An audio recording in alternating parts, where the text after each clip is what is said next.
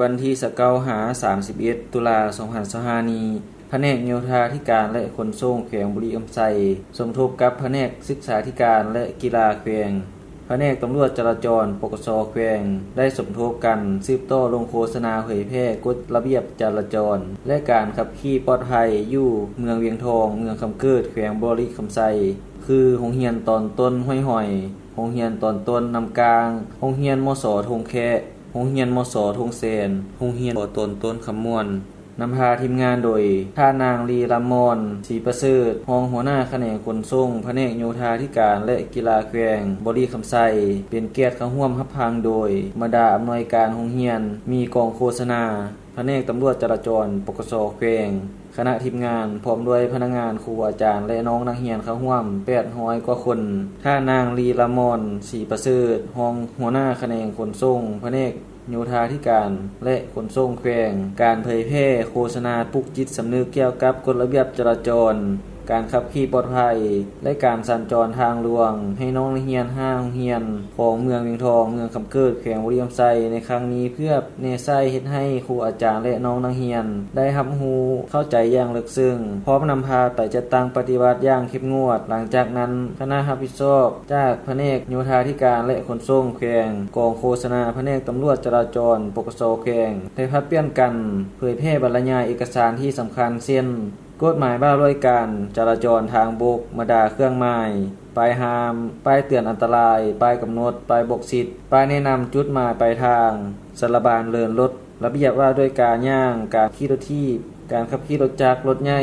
การขับขี่รถไถนาเดินตามเผยแพร่ลำดับเลขที่568/รบว่าด้วยการปรับใหม่ผู้ละเมิดกฎหมายจราจรทางบกหน้าที่และข้อห้ามสำหรับผู้ขับขี่ความเสี่ยงในการย่างและวิธีป้องกันการขับขี่รถจักรทุกครั้งต้องใช้หมวกกันกระทบทั้งผู้ขับและผู้ซ้อนยกให้เห็นสาเหตุต้นต่อที่พาให้เกิดอุบัติเหตุอยู่ตามเส้นทางต่างๆเป็นต้นแม่นเกิดจากขาดการกวดกาสภาพเทคนิครถดื่มสิ่งมึนเมาแล้วขับรถการใช้ความไวเกินกำหนดบ่ปล่อยสิทธิ์การเลี้ยวซ้ายเลี้ยวขวาและเปลี่ยนทิศทางเดินกระทันหันการแซงบ่รับประกันซึ่งเป็นสาเหตุหลักก่อให้เกิดอุบัติเหตุที่สร้างความเสียหายทางด้านทรัพย์สินชีวิตและสุขภาพพร้อมทางสายวิดีโอผ่านโปรเจคเตอร์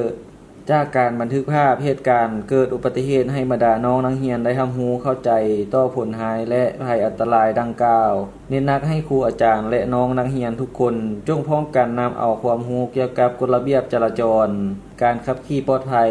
ที่ได้เรียนรู้ในครั้งนี้ไปจัดตั้งปฏิบัติให้ถูกต้องมีสติเคารพและปฏิบัติกฎระเบียบจราจรอย่างเข้มงวดแน่ใช้เฮ็ดให้ปัญหาเกิดอุบัติเหตุตามท้องถนนอยู่แขวงบุรีรัมย์ไซนับมื้อลดน้อยถอยลงเทื่อละกาวในโอกาสเดียวกันยังได้จัดกิจกรรมถามตอบเกี่ยวกับการปฏิบัติกฎระเบียบจราจรการขับขี่พาหนะตามท้องถนนอย่างถูกต้องเพื่อทบทวนคืนความรู้ของน้องนักเรียน